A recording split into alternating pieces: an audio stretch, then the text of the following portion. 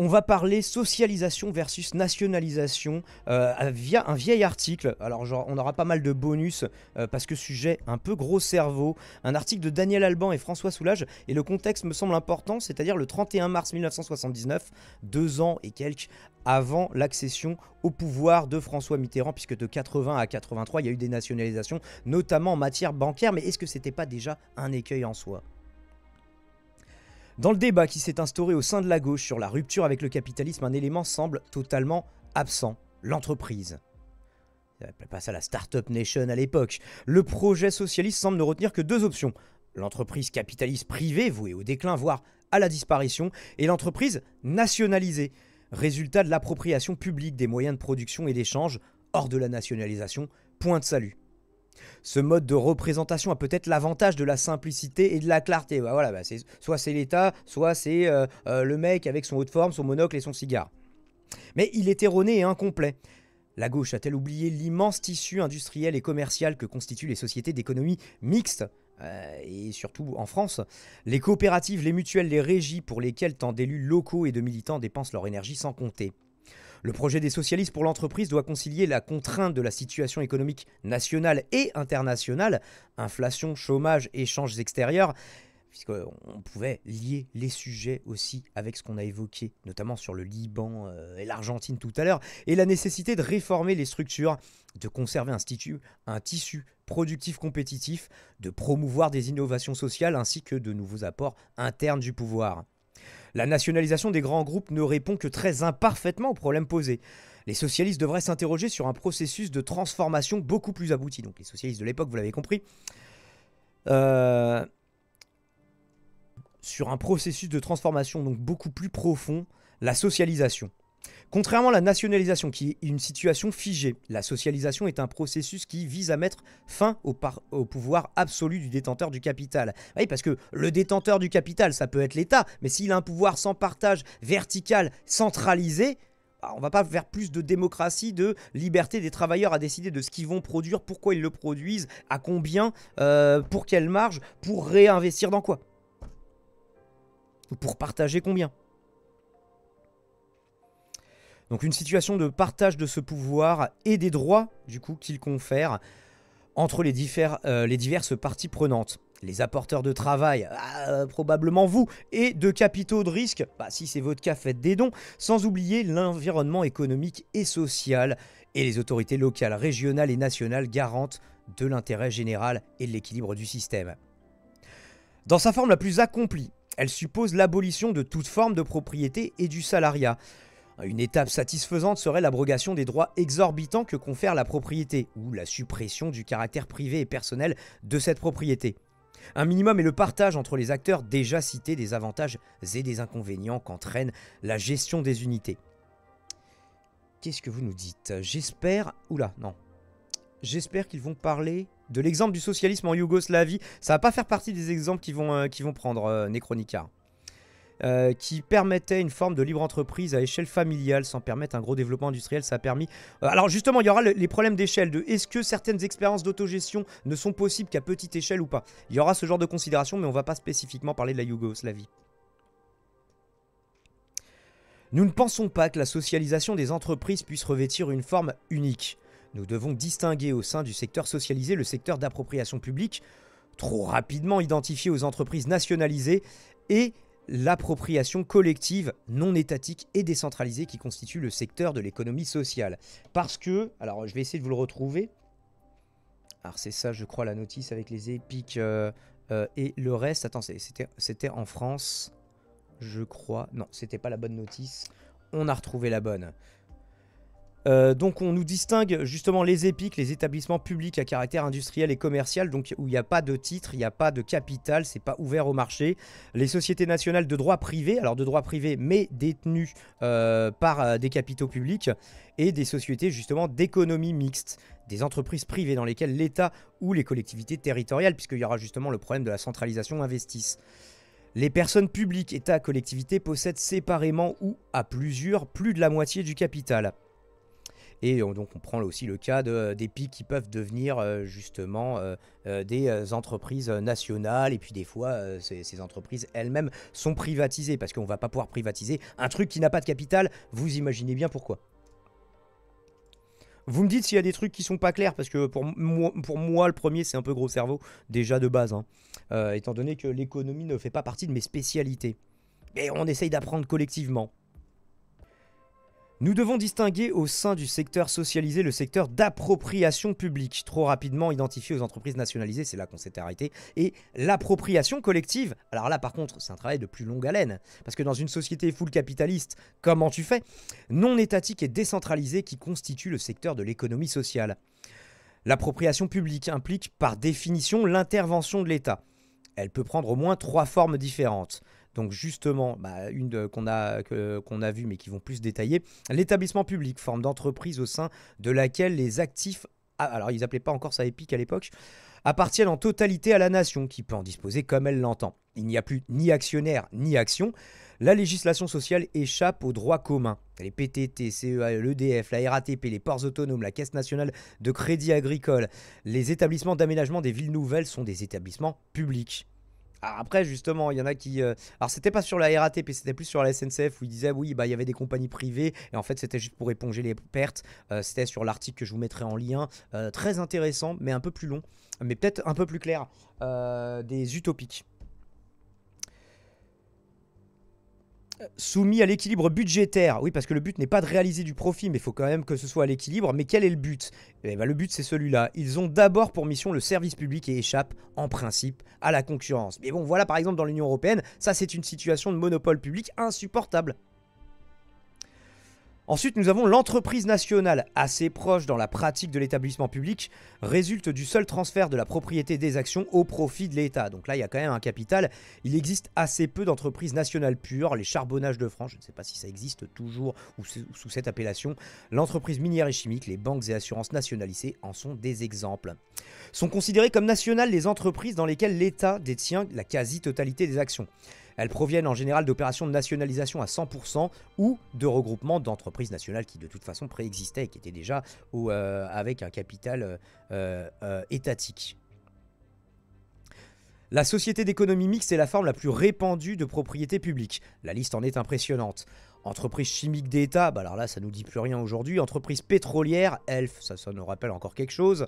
Air France, Air Inter, ça aussi c'est un truc qui a disparu. Air Inter, la SNCF et leurs nombreuses filiales. Et justement, actuellement, on a découpé encore plus la SNCF en filiales, notamment ce qu'on appelait Fret SNCF et anciennement la Cernam, pour finalement filer les secteurs les plus rentables au privé ou plus vicieux, ces filiales qui vont s'aligner sur le privé, que ce soit en termes de conditions de travail, comme de moyens mis à disposition. Et des fois d'incohérence, hein, parce qu'à force de subdiviser des trucs, il y a des mutualisations de moyens qui ne se font pas. Donc des fois, c'est même pas pragmatique. Je vous renvoie aux nombreux dossiers qu'on a fait sur le ferroviaire.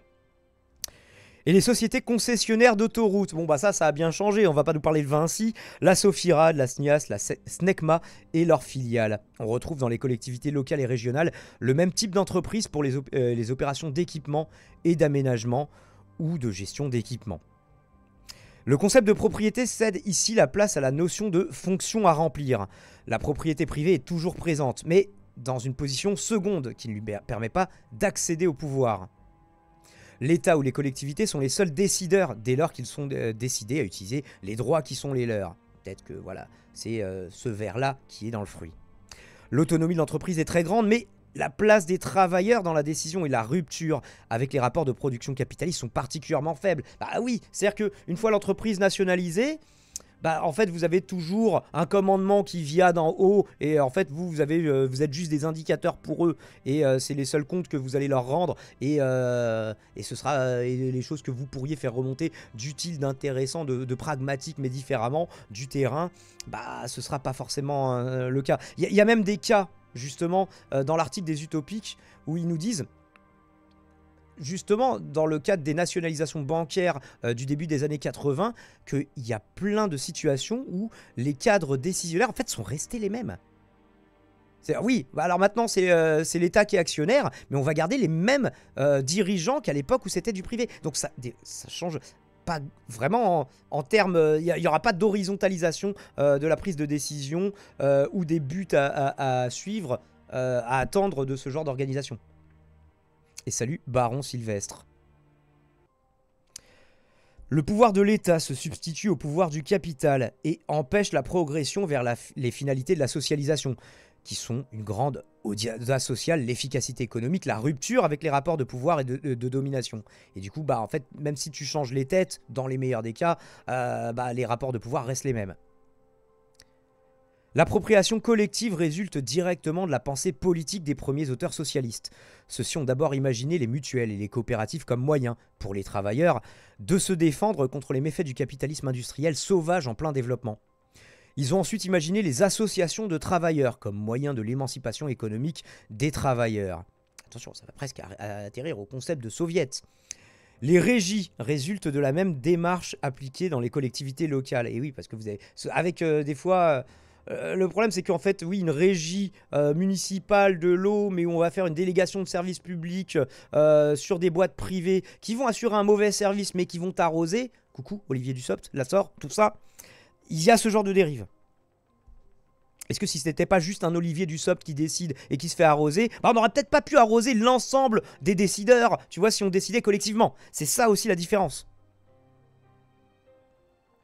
Dans les coopératives et les mutuelles, avec aussi ce qu'on appelle des fois les mutuelles des dérives, le processus de socialisation est plus intense. Les plus-values résultant de la propriété sont en effet impartageables. Bah oui, il y a combien d'acteurs par rapport à combien de détenteurs de capital dans la situation actuelle. Et les résultats acquis, pour leur plus grande part, à la collectivité des coopérateurs ou mutualistes. La médiation de l'État pour assurer la socialisation est ici supprimée. Cependant, en l'état actuel des législations, l'état actuel de 79 donc, et des attitudes, y compris par les hommes de gauche, on ne saurait être satisfait de l'efficacité économique et surtout sociale de ce type d'entreprise. Limité à de petites unités, puisqu'on parlait des échelles tout à l'heure, les coopératives ouvrières de production nous paraissent essentiellement avoir valeur d'expérience. Seul un soutien puissant pourrait leur faire franchir un seuil au-delà duquel elles pourraient représenter une réponse alternative à l'entreprise capitaliste privée. Ou du coup à l'entreprise détenue par un capital public, mais avec un nombre de décideurs, voilà, je vous refais pas le topo. Elle constitue des fois éloignée, même ne serait-ce que géographiquement ou en termes d'intérêt de certains territoires. Donc une vision centralisée de la chose, des fois ça te pousse à délaisser certaines régions. Et alors que une gestion mutualisée et socialisée permettrait pas... Tu vois, si le but... Alors ça exacerbe encore plus le truc, si le but, la métrique numéro 1, c'est justement le compte de résultat. On a fait combien de profits, qu'on peut annoncer combien de taux de croissance trimestrielle aux détenteurs de capital. Là, ça visse encore plus le fruit. Et je scrolle sans faire exprès. Elle constitue donc ces coopératives un outil extraordinaire de mobilisation autour d'une idée et d'une équipe libérée de l'emprise du capital. Leur dimension restreinte, la solidarité entre les membres sur un projet commun, le soutien d'un environnement économique et social désormais favorable aux idées de décentralisation, le mot est lâché, de vivre au pays sont autant d'éléments positifs pour une avancée plus complète vers la transformation de la relation salariale. Le plus important obstacle au développement de la formule semble être d'ordre financier. Il faut éviter que, chassé de l'intérieur, le pouvoir du capital ne s'impose de l'extérieur grâce à la nécessité de l'apport de fonds propres. Nous ne sommes pas aussi laudatifs, admirateurs, acclamateurs, je ne sais pas comment le traduire, à l'égard des autres formes de coopération, en particulier dans le domaine agricole. Là, c'était notamment, il y a eu un cache investigation sur les soi-disant coopératives laitières, genre en mode Lactalis, où c'était censé être une coopérative, mais en fait, en pratique, tu as juste un système de décision très très opaque, avec des filiales où ils se reversent les bénéfices, et en fait, à la fin tu as juste une entreprise capitaliste comme une autre. Avec tout au plus une réunion de temps en temps, on vous dit oui, aie confiance et ta gueule. Où y a-t-il socialisation sinon sur les risques encourus liés à la commercialisation des produits? Et là, on en arrive très vite au too big to fail, les entreprises privées qui vont se faire renflouer par du bon argent public. Et justement, socialisation des pertes ou mutualisation des pertes, privatisation des profits. Bah, au pire, si ça se casse trop la gueule, l'État reprendra la main là-dessus, le temps que ça se redresse un peu, et puis à un moment, on se retrouvera dans une contraction de l'économie, où de toute façon, ils vont vouloir vendre quelques bijoux de famille, et là, on le reprendra à peu de frais. Il y a des choses qui ont été théorisées comme ça là-dessus. Je lisais tout à l'heure, oui, genre... le communisme au service des milliardaires, enfin les formes de communisme au service des milliardaires, enfin, et la façon dont ils le dévoient. En fait, c'est les formes de mutualisation, mais... Style banque comme la BNP pendant la crise des subprimes. De toute façon, oui, la crise des subprimes, ça a été un bon exemple de... Justement, et on te dit qu'on va moraliser le capitalisme. Mais non, si ça reste le capitalisme, ce sera toujours un truc vertical, décorrélé de l'intérêt général. Même si on te dit, t'inquiète, la main invisible des marchés, t'inquiète, le ruissellement, t'inquiète, l'intérêt de Bolloré, c'est l'intérêt de Nico du 7-6. C'était pas le mec qui disait... Mais voilà, mais c'est... Non, je sais plus. Je sais plus. Je ne sais pas même pas s'il existe, je viens d'inventer un pseudo. Le même constat nuancé devrait être fait pour le secteur de la mutualité. Seuls certains milieux professionnels, en particulier les enseignants, ont conscience de participer au renforcement d'un secteur non capitaliste. Est-ce que c'est toujours aussi vrai aujourd'hui ? Ailleurs, le réflexe corporatiste, bah désolé Isaac Le Chapelier, je sais plus comment il s'appelait, là, les lois les lois Le Chapelier, le réflexe corporatiste demeure essentiel. Donc, notamment le corporatisme à son paroxysme, c'était un maillon entre l'intérêt particulier et l'intérêt général, c'était l'intérêt d'un corps de métier. Et du coup, tu vas te mettre des accords de non-concurrence, tu vas t'accorder sur les prix, des choses comme ça. Des choses qui, en vertu des lois anti-concurrence, aujourd'hui ne marcheraient pas. Par contre, est-ce que dans une économie néolibérale, est-ce que la concurrence est vraiment libre et non faussée ? Ça aussi, c'est une bonne théorie du complot. La croissance du secteur de l'économie, surtout, et en fait, et c'est surtout une économie, une concurrence libre et non faussée, si tant est que cette chimère puisse exister, il faudrait que ce soit encadré par des règles assez strictes, sachant que le but des gens qui concentrent ces capitaux, c'est toujours de revenir vers un laisser-fairisme plus grand en matière d'affaires, quoi. Et salut, Bonnie. La croissance du secteur de l'économie sociale constitue une des clés du développement de la société française, car son essor s'appuie sur deux réflexes. La recherche de l'unité d'un groupe, alors ça, est-ce que c'est possible est-ce que c'est nécessairement plus dilué à plus grande échelle, et la recherche de la sécurité. Ils n'entendaient pas mettre des flics partout, vous avez compris, de la sécurité économique. Moi, ce serait plus ça d'ailleurs que la sécurité physique des gens, je la lirais plutôt à l'insécurité économique, mais c'est un autre sujet. Plutôt que les fachos le font volontiers avec l'immigration. Non, mais ils volent par passion, c'est dans leur gène. Ils ont le meurtre dans leur ADN. Ça, c'est Donald Trump. Bref, encore un autre sujet déjà traité. Dès lors que l'un et l'autre sont assurés par des moyens appropriés, ce qui serait le cas des coopératives et mutuelles et des entreprises autogérées, parce qu'il y a aussi cet aspect-là à prendre en compte, ils le font un peu plus dans l'article des Utopiques. Si un gouvernement de gauche décidait de favoriser leur développement en liaison avec la démocratisation profonde de ces entreprises, il deviendrait possible de réaliser les objectifs en apparence inconciliables définis au début de cet article. Nécessité limite des nationalisations, justement, puisqu'on oppose les deux termes avec la socialisation. Il n'est pas question de nier que les nationalisations puissent tenir une place essentielle dans le projet socialiste, mais il faut en définir les limites et savoir qu'elles ne constituent pas une panacée. Premier point, la nationalisation ne constitue pas une rupture avec l'organisation capitaliste du travail et les comportements hiérarchiques des individus. Petit résumé de ce qu'on a vu, elle est même souvent un élément de renforcement d'une société de non-responsabilité. Il faudra avoir le courage, à travers une nationalisation, de détruire l'ensemble des relations de travail issues du capitalisme pour en recomposer d'autres qui accéléreront le processus de socialisation. Donc peut-être que ça repose une socialisation sur un tissu de déjà là, comme dirait l'autre. Qu'il soit communiste ou autre, précisé. La nationalisation, deuxième point, ne doit pas être liée à la reprise d'entreprises en difficulté. Bah oui, sinon là on fait que renflouer des trucs qui se pètent la gueule. La socialisation des pertes par l'intervention de l'État et la dévalorisation du capital ne peuvent que conforter ou récompenser le capitalisme dans sa forme la plus perverse. L'intervention de l'État doit dans ces circonstances, se manifester par une prise de contrôle totale. Ah oui, si c'est juste je mets de l'argent et vous continuez à décider les mêmes trucs qu'avant, ouais, peut-être l'ancien DG, on va mettre son ancien bras droit, et vous inquiétez pas, ça va être très différent. Ou mieux favoriser des expériences de gestion afin de permettre à la collectivité, dont celle des travailleurs, de gérer l'outil de production. Dictature du prolétariat, pardon. Ça m'a échappé. Il n'est pas évident, d'autre part, transitoire bien sûr, on fera un autre sujet sur la dictature du prolétariat, que la meilleure réponse aux situations de monopole soit la nationalisation. Ça n'est pas évident. L'État dispose de moyens puissants de contrôle, financiers, réglementaires ou législatifs, mal ou peu utilisés. C'est vrai que le législatif... Après, on voit justement les limites, si on veut lier le sujet avec tout à l'heure, Musk, Twitter, la législation européenne ou française. On voit des intérêts d'entreprises ou de méta-entreprises qui viennent dicter les lois d'États entiers à la fin, ou qui viennent les faire plier aux lois qu'ils voudraient voir advenir, ou empêcher de voir advenir des lois que lui ne désire pas.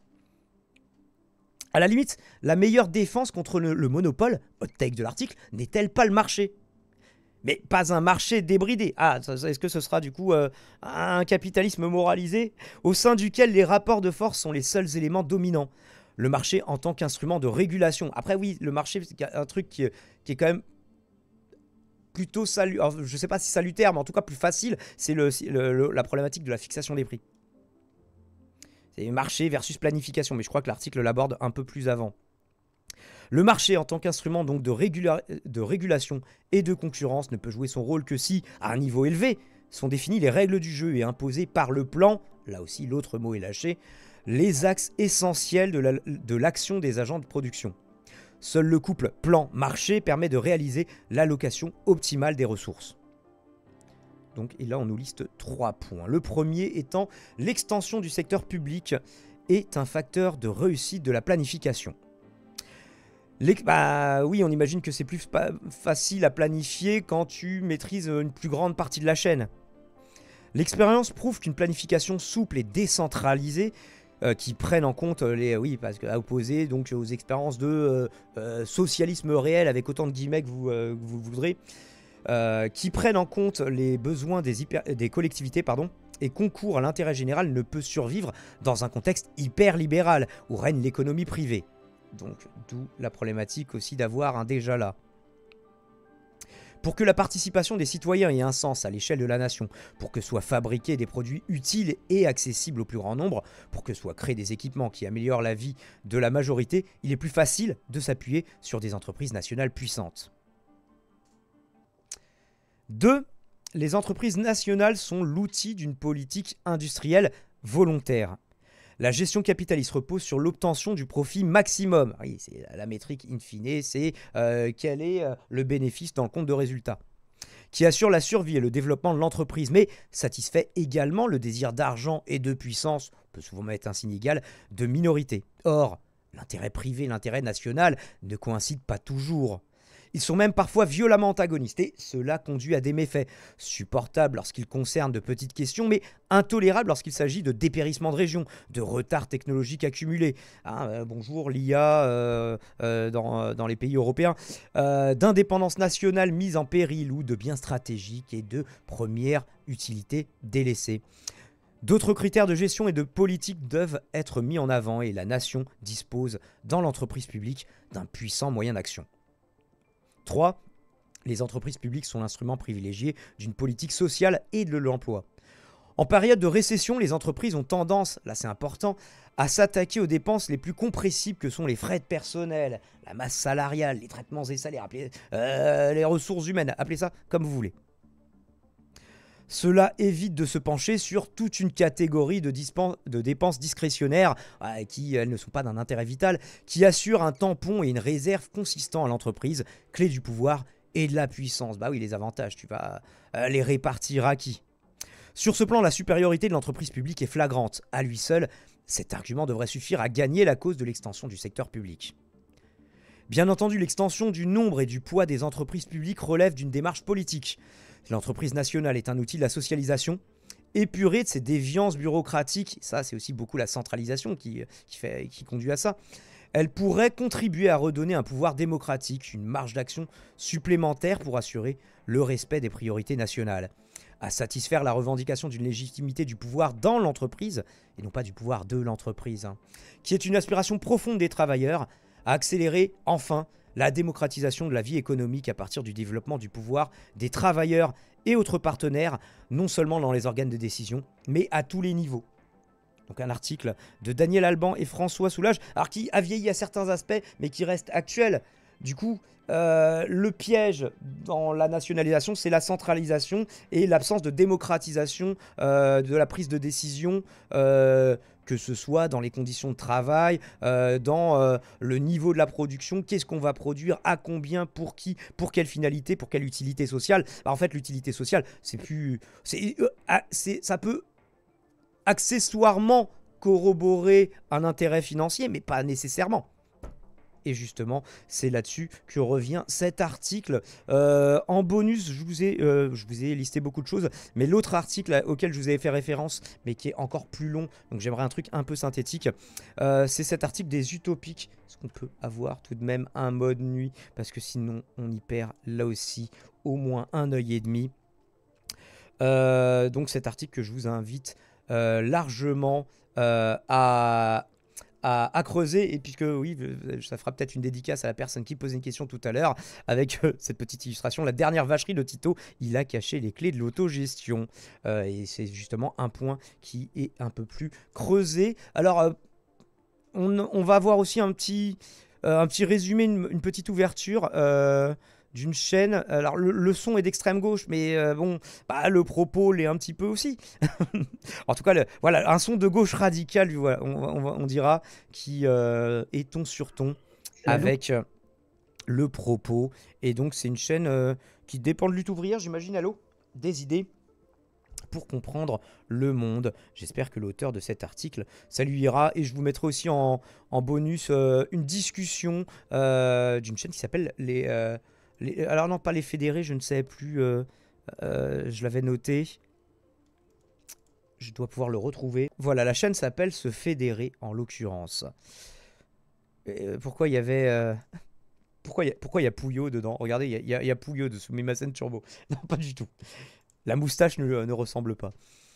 Mais donc, ce qu'on va écouter, c'est cette chaîne qui commence par Bruno Le Maire et les nationalisations, du coup, qui nous target, qui nous trigger. Écoutons. Double crise sanitaire et économique a remis sur le devant de la scène la question des nationalisations.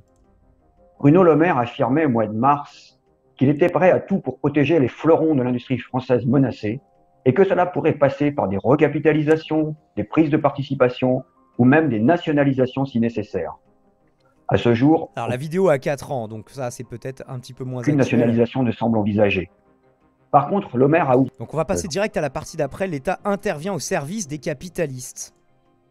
Et c'est le capitalisme intériorisé, même au sein de l'État. Derrière le terme de nationalisation, c'est 2021. Bien des militants, bien des travailleurs mettent un tout autre contenu. Ainsi, ceux de l'usine Luxfer, qui produisait des bouteilles d'oxygène dans le Puy-de-Dôme, et ceux de Famar, un sous-traitant des laboratoires pharmaceutiques dans le Rhône, ont réclamé ces derniers temps la nationalisation de leur entreprise, directement menacée de fermeture. Ils ont l'espoir qu'une...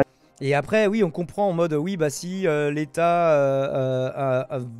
alors déjà, est-ce que l'État voit un intérêt au fait de sauver cette entreprise? Parce que la réponse n'est pas toujours oui, mais l'État peut réinjecter des capitaux pour pérenniser un petit peu notre activité. Donc à court terme, on comprend, même s'il y a aussi une autre expérience, c'est celle de Duralex plus récemment, où ils veulent aller vers une forme de scope. Et là, on est beaucoup plus dans une égalité des travailleurs et un processus décisionnaire socialisé, plutôt que d'avoir un mec qui a été nommé par l'État pour gérer ce bordel. Nationalisation permettent de sauver leur emploi. On peut comprendre leurs sentiments. Ils se sentent d'autant plus dans leur bon droit qu'ils produisent des médicaments, du matériel qui a fait cruellement défaut au pire de la crise sanitaire. Et effectivement, Jenna, les gens qui le peuvent et qui le veulent, c'est la double condition, peuvent envoyer des dons dans cette émission, point d'exclamation de dons. Alors ça ne vous donnera pas de pouvoir décisionnaire supplémentaire, en tout cas pas plus grand que les personnes qui n'en font pas, mais cette émission n'existe que grâce à vous, bien sûr. Vous aussi, YouTube du futur. Ils pensent, pour reprendre la formule de Macron pendant le confinement, qu'il existe des biens qui doivent rester hors du secteur privé, comme les médicaments, qui pourraient être produits sans profit si les usines étaient dirigées par l'État. Mais toute la question est de savoir au service de qui elle Et est. du coup, oui, ça aboutit à des situations où on va breveter des molécules qui seraient dans l'intérêt de tout le monde, mais un seul labo va avoir pendant genre 25 ans, je crois que c'est ça, avant que les molécules soient génériquées, va pouvoir faire de l'argent dessus. Et comme ils ont été, c'est pareil, la recherche n'a pas été mutualisée. C'est un seul labo qui a fait cette recherche. Parfois en concurrence, il y a plein de labos qui ont bossé dessus et qui vont avoir dépensé des fortunes en recherche et développement. Et du coup, ils vont vouloir récupérer ces investissements qui auraient pu être mutualisés et dont le but n'aurait pas été de faire du profit, mais par contre de revenir à l'équilibre. Par contre, tu aurais dépensé beaucoup moins et tu aurais du coup beaucoup moins à demander en retour. Et comme ce serait d'intérêt général, bah, ce ne serait pas breveté.